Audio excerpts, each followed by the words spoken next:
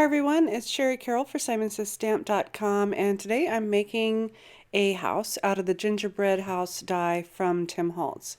So to get started, you need the dwelling die, and this is the main structure for any of the houses that you make. And this is the gingerbread house die with all the little roofs and candy canes and little candies that you can put together on your house. I have pre-cut out my pieces, and on the left side I have the pieces that are from the dwelling, and I have just used the Simon Says Stamp slate cardstock to cut out everything I need for the base. I have also used a double-sided tape, it's like a paper tape, to cut out my roof section so I can go ahead and add my little tiles later. And this is from Be Creative, and there's 5 sheets in a pack, and I believe they're 8 by 10 or 8.5 by 11. They're really nice size, and you can go ahead and die cut those. So that is from the dwelling. From the gingerbread house, I have cut several of the roof pieces, and I've used 3 different colors of paper: the schoolhouse red, fog, and also white Nina cardstock. I've also cut the suggested 3 of the little roofing pieces, also some pretzels for the little fence area, also 2 pieces that will go onto the top of the roof, so you'll need to cut 2 of those. Also some of the candy canes, so I cut white and also schoolhouse red. I'll cut those up and put those together. Then for the windows, you also need to cut 5 pieces, and you need to use 2 different colors. So I have used the smoke cardstock from Simon Says Stamp and also white. And what I'll end up doing is cutting the little window portion so that the shutters will be a different color. So I'll be using those. I also have some little peppermints, and it's a 2-piece of the peppermint, so the candy goes on top of the red goes on top of the white to form that little candy. There are also some little spice drops or little gum drops, and I've cut those in 4 different colors as well. And finally, my little wreath that will go on the door, and I've just cut some green cardstock and then a little red bow. So those are the pieces that I'll be working with to create my house. To get started, one of the things I do first is go ahead and bend and fold all those score lines. So I'm just going to go ahead and use my fingers and just pinch those down. I'll be adding windows to this little house, and I'm just adding a little bit of adhesive and just pressing on some vellum. So if I want to put a light inside, I can go ahead and do that. So it's really easy just to use your dry tape adhesive and go ahead and put those down, and now I have windows. I'm going to be putting this together with some of the Elizabeth Craft. It's a roll of tape, and it's just a nice little double-sided tape. Goes really quickly.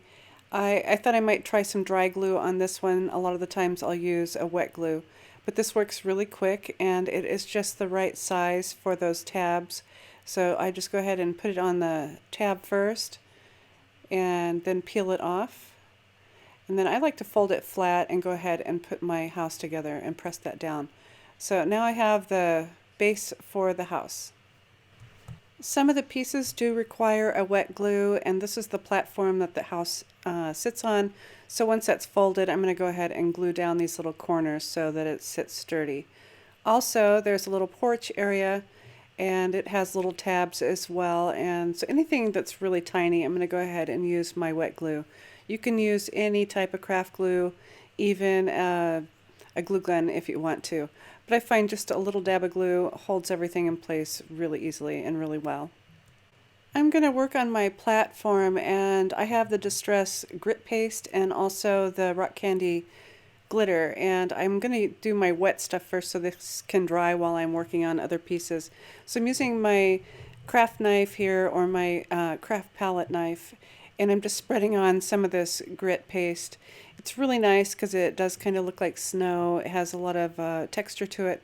So I'm just going around the outer areas. I don't have to necessarily get the inside because the house is going to sit right in the center. So I'm just getting a nice amount and just kind of spreading it out just on the top of this platform.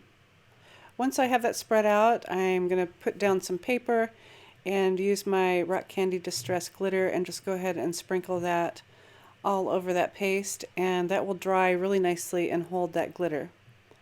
I also want to do my little gumdrops, and I have put down a little bit of tape to hold these guys in place.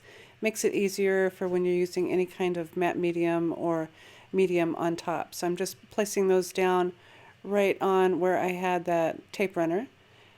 And then I can go ahead and use my paintbrush and also the collage medium. So this is brand new, I haven't tried this one yet. So I'm just going to go ahead and brush these with the collage medium, get them nice and wet. And this works as a glue and it'll hold the glitter really nicely. So I'm just going to go ahead and sprinkle that on the paper that it's sitting on. And then I can just go ahead and bend that paper, shake off the excess, and I'll let those dry on that sheet. Okay, so I have my double-sided tape here and I'm just working on one side first. And I'm going to start with my little roofing tiles. And these are really cute. These come with the gingerbread house. And so I'm going to start alternating my colors. And I'm also going to alternate the tiles so that they sit kind of cockeyed to one another. So one of the loops is in between. As you can see, once I put this one down, you can really see the color. So that'll be the pattern of my roof. And I'll continue on the one half. While I'm working, I keep the second half covered just so that my hands don't get stuck. So then once you have that all covered, you can go ahead and use your scissors and trim off the excess pieces from the sides. And I want to distress this a little bit, so I'm using the Simon Says Stamp Smoke Ink and a Sukaneko little dauber, and I'm just going to edge the bottom portions of the tile on the roof just a little bit with this ink. There is a little notch area that I need to cut out from my roof portion here, and I'm just using my X-Acto blade and my little healing mat, and I'm just going to go ahead and run that over, and then I can pull that apart. So now it matches my roofing piece.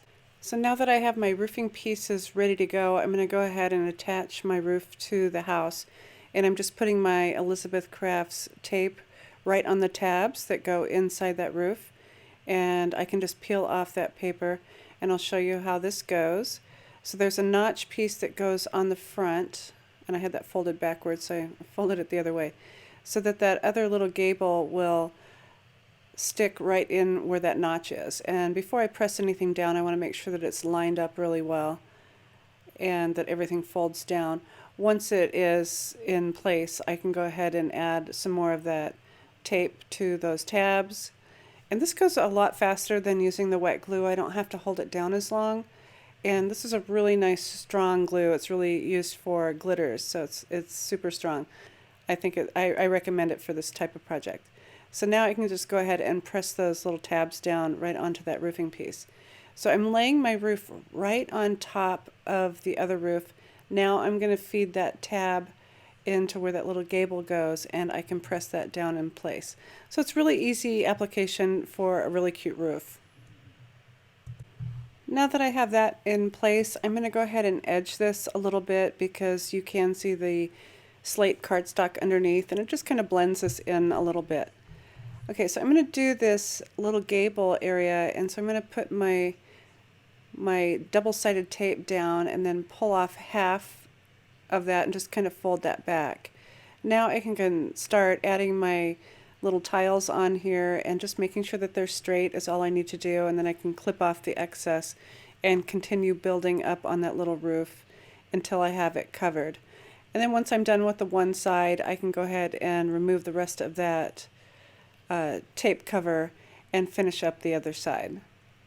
Once you have your gable complete, I'm going to put some of the tape on the little tabs that'll hold that in place. And I have to press these down just a little bit. Just run your finger over if you didn't get it pressed down good enough, and go ahead and peel off that release paper.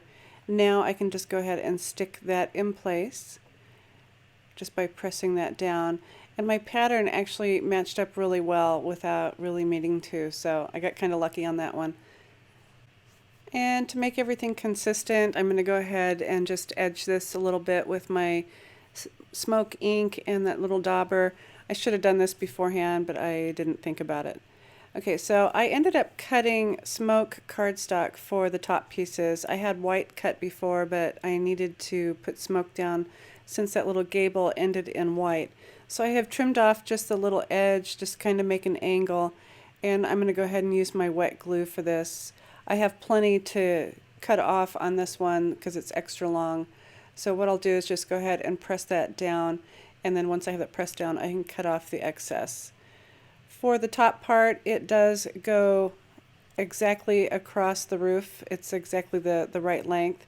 So this one's pretty easy. Just go ahead and put your glue on the inside and just lay this right on top. And I like to use my fingers to kind of pinch it just to get a really good angle. So next I'm adding my porch, and I'm trying to show you how that goes. It just goes right under that little front door. I'll flip this up in a second once it gets a chance to kind of hold on, and then pinch that a little bit, and it sits right above that little door. Next is the chimney. I've just put glue on the inside, and I've just pressed that down. I'm on to my windows now, and I'm just trimming up the little white pieces, taking off those shutters, and once I have all those little pieces cut, I can go ahead and just add a little bit of that smoke ink just to make everything really consistent. And now I'm just using a little bit of glue on the top, a little bit on the sides and the bottom, and then I can stick all those little windows in place. I thought it'd be really cute when I got all done with these if I added a little bit of red to the back. So I've cut up some strips of paper. I've also used a little bit of that smoke cardstock to distress those shutters a little bit.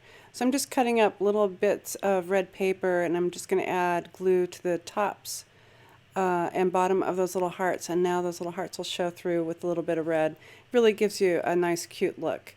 So I'm starting to add my little wreath here, and just a little bit of glue, and that will go right on the door, and I'm just going to be really gentle and press that down. You can reach inside if you need to have something to push against. And then my little red bow. It's really easy if you're working with just color cardstock, so you can just go ahead and stick everything together. So now it's time to add my windows, and I'm just going to add some glue to the top and bottom and just a little bit on the inside. There's 5 windows on the house, so I'll go ahead and just start pressing those down in place. When you get to the front, it seems a little crowded, so make sure that you kind of fold up your little shutters, but it's really easy to go ahead and start putting everything in place. I have to say this is turning out really cute as I work with it. I've put some glue to the back of this little rickrack piece that's going on the roof, and it sits just perfectly right onto that gable. Okay, so I'm going to go ahead and flip this around. I've added it to all the roofs. It's a little bit longer on the front piece because it's a smaller roof line, so I'm just going to use my scissors and go ahead and clip that off. I am sorry that this is going so fast, but it kind of has to. I'm going to have 2 parts going on here. Okay, so now I'm doing my candy cane, and I'm clipping the red one and just adding it to the white one.